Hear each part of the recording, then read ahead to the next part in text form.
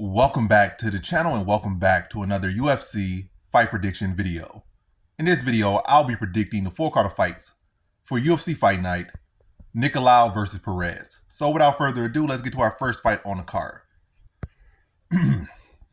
So in our first fight, we have in the lightweight division, we got Maheshate. I'm going to say Maheshate. If y'all don't get the full name, y'all don't get the full name. It's Maheshate. When he first came to UFC, he was Maheshate. He didn't have his last name on here that I can't pronounce. He was just Maheshate. And we just gonna know him as Maheshate, and he can remove that last part of his name like he did at the beginning of his UFC career or beginning of his MMA career.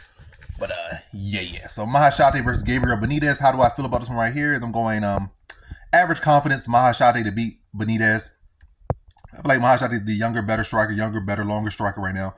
Less mileage, and yes, he took some damage in his last fight, just as Benitez took damage in his last fight, or his last two fights, I guess you could say. But really, his last fight, particularly, his other fight was more so wrestled up. But anyway. But Machado is like sub 25, so he's a very young guy. Young guys like that bounce back. They get knocked out. Matter of fact, get knocked out 2 times back to back, and they find their stride or take a little month off, 2 months off. They come back. They shouldn't be stronger than ever sometimes, because they fix whatever the mistake is or clean some technique here or I don't know, get in better shape, and then all of a sudden they should get better. Older guys, they take a light TKO. They come back and they like. Not the fight they were, or take a one bad loss, one bad TKO, or one slightly bad TKO, standing TKO. The next thing they know, they turn to a glass chin fighter. But yeah, to get to the point, basically what I was saying in the beginning, Maheshate is younger, longer, better striker here. I feel like maybe I guess Benitez could probably try to find advantages in this one. It will be in grappling, experience as well. But I feel like his grappling is not as strong to win a decision here. I feel. It's possible, but I don't see that in him to come out here and grab him up for 15 minutes or grab him up and find a submission. If anything, I feel like he'll try to have limited success, or more than likely, he probably going to end up having a striking battle. And I see Maheshate has been younger, faster, and sharper right now, using that length to his advantage. And, picking him apart from distance, then put him away late first round. So, in this one, I got Maheshate via first round TKO. Now to our next one. We have in the women's flyweight division, we got Ivana Petrovic versus Liang. And how do I feel about this one right here? I'm going average confidence Ivana Petrovic to beat Liang. Yeah, average confidence Ivana Petrovic here. Liang, she has a pretty big frame, but what is she really bringing? She can potentially catch you and finish you with a TKO in the first round, potentially catch you and finish you with a submission in the first round. Like she's a wild card, but her wild card is not enough for me to invest into that wild card at all. I think Ivana Petrovic is solid enough to extend her beyond that first round and do away with her, like looking like a second round submission. And I think she could do okay in the first round. I don't think she'll be too worried about Liang's chaos in the first round. I think she's gonna, respect it enough. I don't think she'll go out there and run over Liang in the first round. I don't think Liang's gonna run over her in the first round, but I think Petrovic's probably gonna control the large portion of that first round. In the second round, she's gonna have a fatigued, worn down, battered Liang. And I think she taps her out in the second round. So in this one, I got Ivana Petrovic via second round submission. Now to our next one, we have in the lightweight division, we got James Llontop versus Gabe Green. And how do I feel about this one right here? I'm going average confidence James Llontop to beat Gabe Green. And large portion of me leaning to James Llontop is because of Gabe Green's coming off a brutal loss to I just had the name Brian Battle. He had to come off a brutal loss to Brian Battle. But on top of that, he's dropping down to 55. So it's not like he lost and he's coming here. He's fighting one of these cans they just brought in who was like maybe 7-5 or 7-3, maybe 7-1. But you look at all the people they beat, they're like 0-10 and 0-20, or a guy, I don't know. He's not getting that type of guy. He's getting a very solid guy who won his fight on Contender Series. Got solid striking, solid skills. And he's not fighting a scrap. He's coming down the weight after getting knocked out, which is like coming down the weight is already going to affect your chin. They're coming off of a brutal loss. I just feel like he's stacking negatives. That's what I would say. If I can say anything, what I'm trying to say, he's stacking negatives. And I feel like he never had the best offensive takedowns. I feel like that would be a good thing for him to have here. I feel like he definitely has a huge grappling advantage, but I feel like his takedown offense is not that good, or his offensive wrestling is not that good. His offensive and defensive wrestling is not good at all, to be honest. He has solid BJJ skills.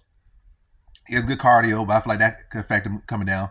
He doesn't have the best striking technique. He was mostly like this sloppy, not really sloppy, but high offense and pressure, kind of, or decent offense and a lot of pressure. Intensity more so than maybe not doing like 1,000 punches like Holloway or something, or I don't know, another guy that does a lot of punches, a lot of volume. But anyway, to sum it up, this one, I just feel like Green. I just feel like the weight class. This is not the right move for him. It's not the right opponent. It's not the right weight class, and it's not the right time for it. Or wasn't the right time. Is he gonna get a better time? Is a better time gonna present itself? Probably not. Maybe when after like one loss, maybe he lost to Daniel Rodriguez.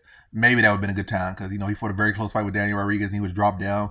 They probably would have gave him a more favorable matchup versus now he come off a knockout loss and kind of like hopingly to feed him to a wolf and get that wolf another good win or something or get a debut at.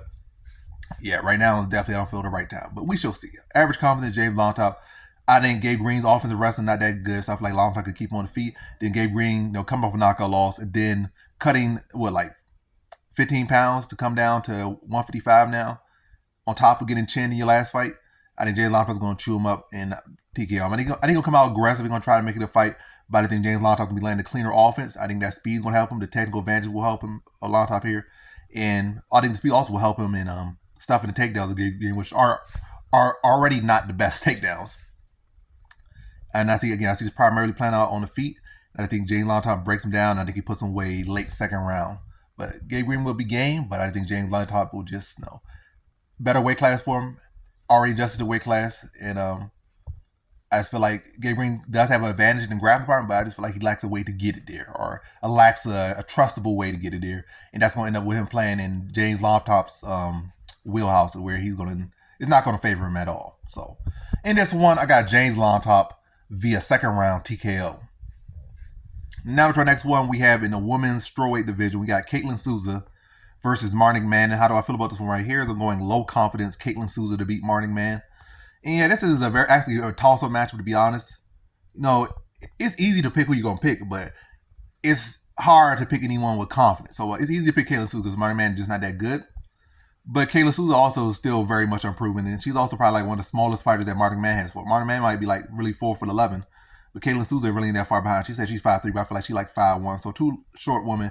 Usually Marnik Mann's been towered over by her opponents, and Souza probably has some of the worst grappling of anyone she's fought. So it's an opportunity for Marnik Mann to get a win, and she is very tough. She might be getting picked apart in a lot of these fights, but in all these fights she has been in, she's been very game. Like, she didn't just lay down. She just got picked apart. And I mean, she did get picked apart, but there definitely was no quit in her. Like, it was like, oh, she's getting picked apart. She's like not even trying to fight back. She just trying to make it to a decision. Like, nah, she was trying to fight in all these fights she lost.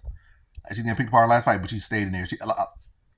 Pretty much most people would just, like, in that situation, they would just curl up and like throw in the flag, wave the white flag. But like in all these instances, I've never seen a quit in Marnik Mann. So yeah, she's tough, and you take a step down in competition, that gives you opportunity. Like, you can show that same toughness, get a grappling, somehow end up like initiate some type of scramble, or somebody trip and fall, or some opportunity presents. So I think Marnik Mann can be live in this fight. But yeah, I think Caitlin Souza TKOs are in the second round. So all that positive for her. I think Caitlin Souza is a better fight. I think she'll be expecting a one-trick pony, train well for the takedowns and be an adjusted grappling. She's Brazilian herself, so like, I'm not to say that Brazilian got good BJJ. I don't think she has good BJJ, but I think she should be able to make the adjustments to Marnik Mann's game, and should be able to pick her part on the feet. And she is one of the more aggressive fighters that Marnik Mann has fought, and I said she has some of the heavier hands that Marnik Mann has fought, and I think that will materialize a finish, and I say late second round TKO for like stuffing takedowns, putting Marnik Mann on the back foot, and putting that heat on her and put her away late second round. So in this one, I got Caitlin Souza via second round TKO. Now to our next fight, we have in the heavyweight division, we got Don'Tale Mayes versus Kyle Machado. And how do I feel about this one right here?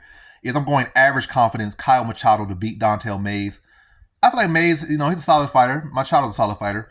Let's get to the point of it. Like, you're both solid guys, but why am I picking Kyle Machado?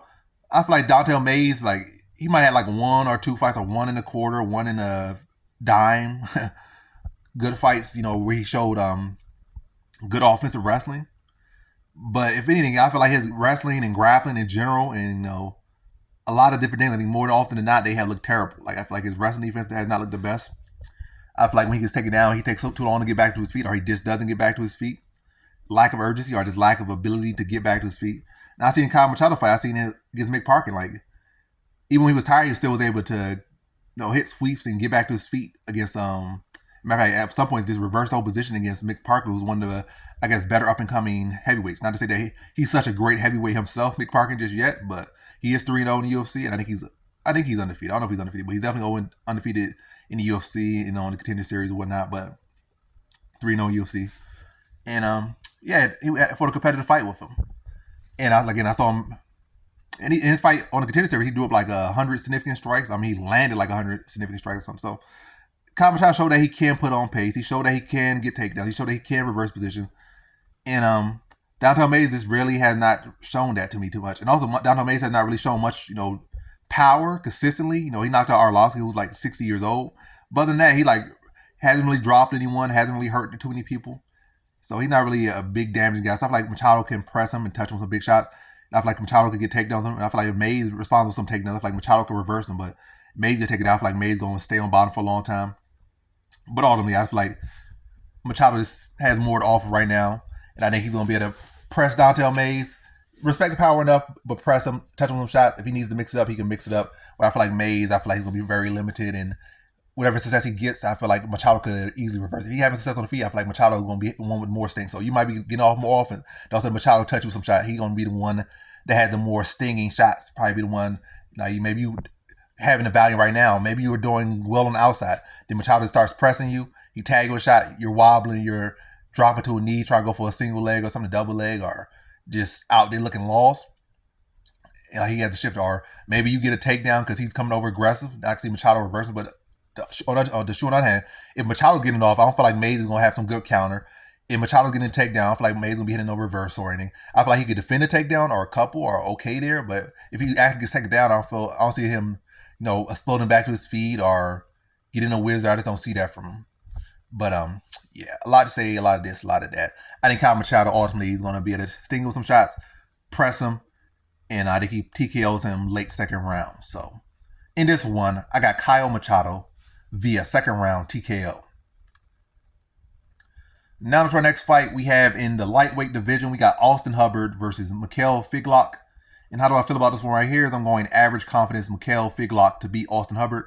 And I could say a whole lot of this, but to sum it up, fading that, I guess, Last Chance University season of Tough there, because I was picking a couple of them and they've been falling through, and I guess the trend is going to continue. I'm not going to pick Hubbard here. Fade Last Chance University. Fade Last Chance University here, and I think Nicolau Figlak is just the better overall fighter. I definitely did not like Hubbard's last performance at all. I just feel like he just submitted to his opponent. It wasn't even like it was like some competitive. I mean, it was somewhat competitive, but I feel like once his opponent, it's not Ogden. I forgot their name. Hullaball. I feel like once Hullaball wanted him out of there, he got him out of there. I feel like Hubbard just didn't really have no fight back, and that was a terrible look. And ultimately, I just feel like Hubbard never really been like a super technical striker, super technical grappler. He's well-rounded enough. He got some grit to him, but that was the most important thing he had, and he just did not have that in his last fight. And that was very disappointing to see that. But yeah, I think Nicolau Figlak is the cleaner striker, the cleaner grappler. And he came in with some high perspective. I think this is going to be the fight that he's going to show it, or at least kind of redeem himself a bit, and get back here and make us, make some of a statement. I think he picks apart Hubbard over the course of the fight, and I think he TKOs him in the third round. So in this one, I got Nicolau Figlak via third round TKO. Now to our next one, we got in the bantamweight division, we got Ronnie Yahya versus Victor Henry. And how do I feel about this one right here? I'm going Victor Henry. Did I go high confidence at one point? Maybe I did. Anyway, it don't matter. Matter of fact, I'll go high confidence here. It don't matter. High confidence Victor Henry to beat Ronnie Yahya. I think hopefully I did do high confidence, because then that become confusing when my predictions be a little bit different. At least my confidence be a little bit different. By the way, Victor Henry versus Ronnie Yahya. High confidence Victor Henry to beat Ronnie Yahya. I feel like Victor Henry has the wrestling defense and solid enough grappling to be able to address Yahya's grappling. Then on the feet, I just feel like Victor Henry is the much better striker and the much more well-rounded fighter, much more polished fighter. And I think he just I'm gonna say third round TKO for Victor Henry here. Just batters him over the course of the fight, and Yahya will be be able to pull guard at times to get his head back on him or get his senses back. But I think eventually Victor Henry just wears him down. And he sees that submission threat not as live anymore, and Yahya just keep going there. The defensive mechanism, and he not even all the way there. He just dropping his back, and now he just expecting that Henry's not going to engage, and it's like probably like a little bit of time on the clock left, maybe a minute, maybe 2 minutes, and now he decides to engage on a wounded Yahya, goes to the ground and finishes up the work he's been doing over the course of the the first 2 rounds and the majority of the 3rd round, and he's able to put him away in the 3rd round via TKO. So in this one, I got Victor Henry via 3rd round TKO. Maybe I need to slow down a little bit. Now to our next fight we have in the welterweight division. We got Tim Means versus Uros Medic. And how do I feel about this one right here? Is I'm going Uros Medic, average confidence to beat Tim Means. I think Tim Means is very game. I think he's the more well-rounded fighter. But he's like 40, 41 now. I think Uros Medic has a similar frame to him. I think he got much more steam in him, much more speed. And I feel like he could address the grappling of Means. Means is not Mick the Back Orobai. He's not a prehistoric caveman. He's a journeyman, 41-year-old fighter. But that Tim Means still very, very dangerous for sure. Don't sleep on Tim Means. But if I had to make a pick, and I'm making a pick, I'm picking Uros Medic, and I'm picking with pretty good confidence. I'm not going to say great confidence, like high or lock, but a pretty good average confidence in him that he could put the 41-year-old Tim Means away. Heavy kicks to the body, put some pressure on him. And that's another good thing. I feel like Tim Means is not a super great counter striker. And I feel like Uros Medic, well, neither of these guys are particularly great counter fighters. But I feel like Uros Medic, being a younger fighter, I feel like he can get the lead foot early, probably put some heavy kicks to Tim Means' body and put him like on the back foot and start to break him down over the course of the fight. Tim Means it's pretty sharp through the 1st round. But I feel like, lately he's been kind of dipping off at the 2nd round. And that kind of happens with these older fighters. And they got to find crafty ways to, pick and choose what round they're going to be or what moments are they going to, use their energy as they get older, as opposed to younger fighters where they could kind of keep that same pace, or at least the great younger fighters, they could do that for 5 rounds or 3 rounds or how many rounds they need. But older fighters, they got, look at Yoel Romero. Like, he got to pick his moments. He can't do that over the course of the fight. But then again, Yoel Romero's a muscle-bound guy and all that stuff. But I still see that in older fighters in general, not just muscle-bound guys like Yoel Romero. But yeah, I think Uros Medic going to take take the center of the cage, be the one to initiate, put the pressure on Tim Means, crack on the body. Tim Means has never really been good at taking body shots, so I think Medic will be able to snap him with some kicks to the body, give him on the back foot, throw some combinations behind that, to start to, lead the dance. And once you start leading the dance, start to break him down over the course of the fight, and then put him away probably early, mid portion of the 2nd round. So in this one, I got Uros Medic via 2nd round TKO.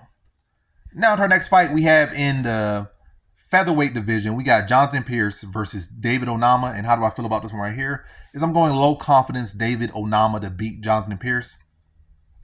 Pearce definitely has a clear path to victory with the grappling and the wrestling, and Onama has clearly shown the issue with the grappling, but I'm leaning Onama here. Again, not with a whole lot of confidence, low confidence, so don't be going crazy like, oh, you picked him, that was a dumb pick. I understand the threat and the danger of this pick. This is not me saying, oh, this is lot confidence or blah, blah, blah. This is clearly low confidence. Is it the lowest of the low of the low? No, but it definitely is my lowest confidence level, which is low.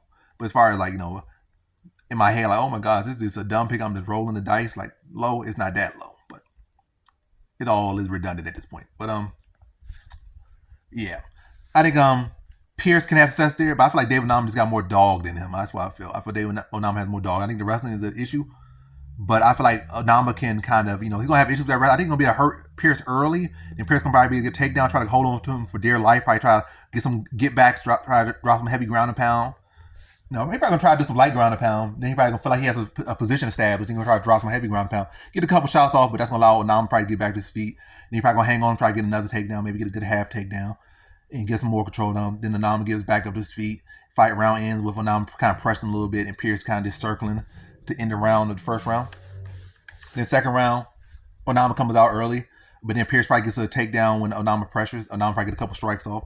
But then I feel like Onama's going to, feel Pearce kind of fading a little bit. And he's going to be trying to do some ground and pound off his back a little bit. Maybe like, I don't know, I'm giving too much prediction. I'm like fortune telling the fight instead of just predicting. But anyway, yeah, I feel like Onama can outlast him, land his clean shots at times, and eventually materialize that finish. But I think it's going to had to be in, within the fight, obviously. But I think going to be the land clean shots. I think he's going to have issues with the wrestling, but I think his shots and damage is going to wear on Pearce over the course of the fight.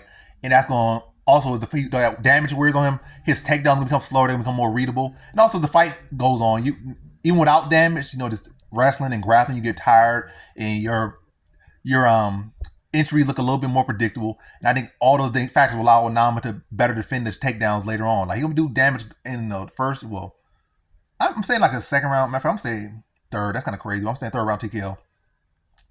But yeah, he's gonna be able to do damage in all those rounds. But I feel like as the fight slows down, he's gonna be able to find his shots better. Pearce gonna be more readable. He's gonna be defending takedowns better. And then that third round, I think Pearce gonna have to be like mouth breathing, getting tagged off on it. You know, his shots gonna start to look real desperate. And I think Onama's gonna be to stuff them, get back to distance, you know, get him to stand up and then start to rip him to the body and just really start to put the finishing touches on him and get him out of the third round. But competitive fight for sure. But I think Pearce leading early, but Onama putting the stamp on him and getting out of there third round. So in this one, I got David Onama via third round TKO. Now to our next one, we have in the heavyweight division, we got Jonathan Diniz versus Austin Lane. And how do I feel about this one right here? I'm going Jonathan Diniz to beat Austin Lane average confidence. Yeah, and I'm really going to get to the point of this one. Austin Lane, he don't really have no real background. He was a football player. Good athlete, good frame, and all that stuff. You know, he definitely not just a guy that's come here to play around. I saw the focus in him. That's why he didn't make it on the Contender Series when he lost to Hardy. He put in the work and he made it back to the he made it to the UFC. He didn't make it back. He made it to the UFC the other route. So all respect to him here, but he just don't really have the a true background. He don't have no kickboxing background, no boxing background, no BJJ background, no wrestling background. His background is NFL football, and it shows in his game. It's like, I'm sure he trains well. I'm sure he's learning the things. We see him taking up his improvement and whatnot. But I just don't feel like offensively here, like I feel like his wrestling not that good to really do too much against Diniz. I feel like Diniz will be able to stop takedowns pretty well. If he does get takedown, I feel like he'll be able to do nothing too substantial with it over the course of 15 minutes. If anything, he might be able to edge out a first round, but and then every fight starts on your feet anyway, so he's not gonna be able to really get no good ground and pound, not be able to get no submission. Again, at best he might be able to get it perfectly. 5 minutes of control time into the first round. But again, every fight starts back on the second round, and he's gonna be tired because that's not what you do. And it's also not like he's the youngest fighter either. Yeah, so I just don't really see that clear path. It's heavyweight, all takes one punch. That's why my confidence is not locked. But Jonathan Diniz should be able to address the grappling of Lane, and not to say that Lane don't have no striking, but I feel like Jonathan Diniz is just on a different level. He's a guy with a kickboxing background, and I think it definitely shows in their technique between the two of them. And I think again, address whatever grappling, address whatever striking. And I think on the feet, he's just a much sharper striker.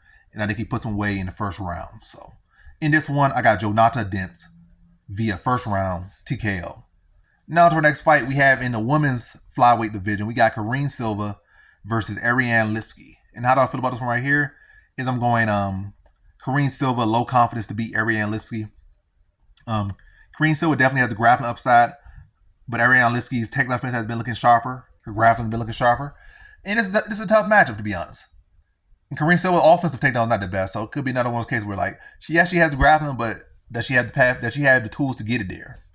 And lately that has been failing a lot. Picking a good grappler who doesn't have the best takedown offense against more so a striker. We've seen in a couple of these fights lately. But I'm making a mistake again, or hopefully this time it's right. It got to be right eventually. But I'm picking Karine Silva here. I think she'll be able to find it, make it a little bit ugly, find a way to get to the ground. Then I think once you get to the ground, I think she dominates Lipski in that department. Probably like loses the first round. Probably gets a takedown, probably gets it late and not able to do too much with it. Probably loses that first round. Then the second round, Lipski probably doing well, but gets a little bit too over aggressive. And I think that's going to give Silva opportunity. Maybe she throws a kick telegraphed and get her kick caught and put to the ground, or maybe she slips. By the way, I feel like it's going to be like one of those type of situations where mistake or just happenstance happens. It happens in the game, and Silva's able to take advantage of that, get her to the ground, follow her to the ground, dominate on the ground, and get her there. Get her done, and get that basically get her done. Get that submission in the second round. So that's how I see it. Tough matchup, especially when the offensive grappling, the offensive takedown is not as good as you would want it to be. But I'm rolling the dice for Karine Silva here to get the second round submission in not the picture perfect way, maybe a little bit unorthodox, but she finds a way to get it to her wheelhouse, and she dominates in that wheelhouse. So in this one, I got Karine Silva via second round submission. Now to our next fight, we have in the I would say heavyweight. Light heavyweight division in our co-main event, we got Ryan Spann versus Bogdan Guskov. And how do I feel about this one right here is I'm going Bogdan Guskov, average confidence to beat Ryan Spann. I feel like Ryan Spann, I don't feel he has fought the better competition. He has beaten the better competition because he has fought the better competition, but he has also lost to the better competition. But going Bogdan Guskov, average confidence here. I feel like Ryan Spann, well, they're both first round fighters, so it really should be low cons, but I already said average, so I'm rolling with average. And I think I already put average on the quick pick as well. But yeah, Ryan Spann's defense is not really the greatest. I feel like he hasn't really evolved too much. He has his moments. He's hot in the first round, but I feel like Bogdan Guskov, I would give him a better chance to look good throughout the round. I feel like Ryan Spann already has shown you basically who he is. First round, he can look good. Beyond the first round, he's a liability. Guskov, you could say, similar. He's a first round or bust. But I have seen Spann too much in that spot, and he has failed too many times in that spot for me to say it's a chance he could be this, a chance he could be that. But hey, it's a chance that this fight, you're gonna bet this fight, probably bet under 1.5 because it's seemingly where both guys are at. And but I'm gonna go second round TKO for Bogdan Guskov. So they're gonna break out that first round, and I think first round Ryan Spann come with a lot of steam. Now I think Bogdan Guskov probably gonna catch him with a counter. Had Ryan Spann kind of, on shaky legs and probably trying to go desperado for a takedown, but his offensive takedown is not the best. He got good BJJ. In actuality, he's originally a grappler more so than a striker, but his takedown offense isn't the best. He probably gonna try to go desperado for a takedown. Whether he gets it or not, I don't think he'll do nothing too substantial with it. I think Guskov will be able to, either defend a takedown or be able to get back up to his feet or hold Spann to little damage or little substance. Then I think the rest of the fight after that, I think Spann's going to be a little bit hesitant, kind of fighting very timid. I think that's going to give Bogdan Guskov confidence. And he's going to start to stalk Spann, stuff his takedowns, and look to touch him with big shots. And I think he puts Spann away around the 2-minute mark of the second round. So in this one, I got Bogdan Guskov via second round TKO. Now to our next one, we have in our main event in the flyweight division between Matheus Nicolau versus Alex Perez. And how do I feel about this one right here? Is I'm going Matheus Nicolau, high confidence to beat Alex Perez. I just feel like Matheus Nicolau is just a better overall fighter. Perez, he has some good calf kicks. In the last fight, he showed improve, submission defense, prove awareness. But, yeah, I'm thinking Matheus Nicolau, third round submission. I think he's going to break him down over the course of the fight. I think he's a much more polished striker. I think he's, when you look at Nicolau's loss, I think they all been in him getting caught, and I feel like Perez just don't really got the heavy hands. He's more of a volume striker, especially when it comes to, punches and really knocking you out. Maybe like I said, calf kick, maybe he could take, end the fight with a calf kick. He did that one time. But outside of that, I feel like Nicolau can out-wrestle him a bit. Well, maybe he can. I feel like he can have good success wrestling, but I think it will come behind the strike. I think the striker will set up the takedowns, and if he break him down, maybe rip him to the shot. Rip him to the body with some body shots, I guess. Then that will be able to wear down the gas tank of Perez, wear down his mental, slow his pace down, slow his offense down, and then he'll be able to use that to set up some takedowns. But yeah, it's flat out I think Matheus Nicolau is the better overall fighter. And I feel like, where Nicolau has failed or where he has lost, I feel like Perez just doesn't really have that angle. But we shall see. He has had plenty of fights. I have not really seen that power, that knockout power from him. So I think Nicolau should be okay in that department where all of his losses, literally all his losses, first round TKOs or first round KOs. It hasn't been a fight where he has officially lost. You could say Cape feel like he beat him on decision, but officially you lost that fight. Cape, you lost that fight. So yeah, I feel like Nicolau has pretty much all the upsides. He's been active. He's a more well-rounded fighter. He's been doing better against the top guys, whereas Perez has, for the most part, choked against at this level. And even in the last fight, he didn't really take advantage of the opportunities that presented himself. Mokai was being very one-track minded, predictable, and he was allowing him to get away with it every single time. Just literally falling to his butt, going for takedowns, and still having success, and he didn't make him pay for it not one single time. So yeah, I think Matheus Nicolau, again, better overall fighter. I think he breaks him down over the course of the fight with his striking, mixes some grappling in there, and probably starts hurt him in the third round. Then probably looks at combinations, level change, drag him to the mat, drop some ground and pound on him, get Perez to pretty much bait Perez into a scramble, then jumps on a guillotine or sets him up for a submission and taps him out third round. So in this one, I got Matheus Nicolau via third round submission. And that concludes my predictions for the 4-card of fights for UFC Fight Night, Nicolau versus Perez. And as always, thanks for watching. Peace.